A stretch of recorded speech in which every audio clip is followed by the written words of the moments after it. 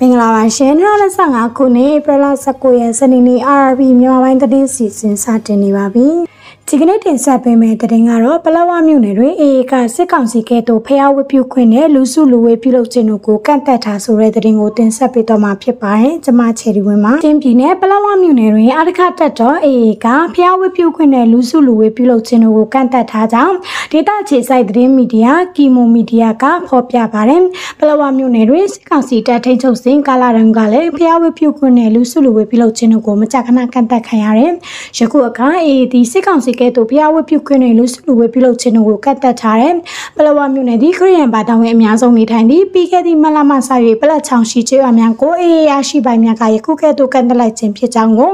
နှုတ်ဖြစ်အသိပေးပြောဆိုခဲ့ခြင်းဖြစ်ပါတယ်။ဖျားဝတ်ပြုခွင့်နဲ့လူစုလူဝေးပြုလုပ်ခြင်းတို့ကိုကန့်သက်လိုက်တဲ့အတွက်ခရီးရန်ဘာသာဝင်များနဲ့တာရေးနိုင်စားတဲ့လူမှုရေးကိစ္စများဆောင်ရွက်ရာတွင်ဒေသခံများနိုင်ဖြစ်အခက်ကြုံတွေ့နေရတယ်ကျွန်တော်တို့ပလက်ချောင်ရွာတွေဘက်မှာတော့လူစုလူဝေးလုပ်ပြီးဖျားဝတ်ပြုဖို့မလကနေစားရမပေးတော့ဘူးနိုင်ရှိတဲ့အိမ်တွေကိုလည်းဆွေမျိုးတွေလောက်ပဲကျန်တဲ့သူတွေကနိုင်ရေးမှစောက်ဖို့မပေးဘူးအမေမဖို့လို့ဒီပလက်ချောင်ကျွော်တရားမှာဒေသခံမျိုးသားတို့ကကီမိုမီဒီယာတို့ပြောချက်ရသိရပါတယ်လူသုံးနဲ့ထက်စုလွင်ဓမြမှုမြောက်ကြားနဲ့လူငောင်းနဲ့ထက်စုလွင်နိုင်ငံရေးမှုမြောက်ကြားအရာရှိများကပြောဆို၍လူစုလူဝေးပြုလုပ်ခြင်းကိုကန့်သက်ထားခြင်းဖြစ်ပါတယ်ထိုကန့်သက်ချက်ကိုမလိုက်နာပါကအေးရဲ့တရားဥပဒေအရေးယူဖြစ်ပေးခြင်းခံရမည်ဖြစ်သည်အေးရဲ့ထိုကန့်သက်ချက်ကြောင့်ပလောဝမြို့နယ်ရှိခရစ်ယာန်ဘာသာရေးကောင်းဆောင်များနဲ့အသင်းသူတင်သားများသည်အေးထက်စစ်သေးခံရပြီးခံဝင်လက်မှတ်ထိုးရသူများလည်းရှိလာသည်အရှင်ရတွေကပလောဝထပ်ပိုင်းမှာပါစတာအဖွဲ့တွေနဲ့လည်းပြီးတရားဟောဆုတောင်းပေးတာအတက်ကိုဒိုးချောင်းဝရကွာအေးအုပ်ချုပ်ရေးဖွဲ့တွေကဖန်စီပြီးစစ်ဆေးခံရတယ်နောက်မလို့ဖို့လည်းခံဝင်လက်မှတ်ထိုးပေးရတယ်နဲလည်းပြီးတရားဟောဆုတောင်းပေးတာကျွန်တော်တို့ကိုခရစ်ယာန်ထုံးစံအတိုင်းပါပဲဂျာကတော့မဖြစ်သင့်ဘူးဟုဝေမီမဖော်လို့ဒီပလက်ဝအမျိုးနယ်ဒေသခံအမျိုးသားတအုပ်ကပြောဆိုတယ်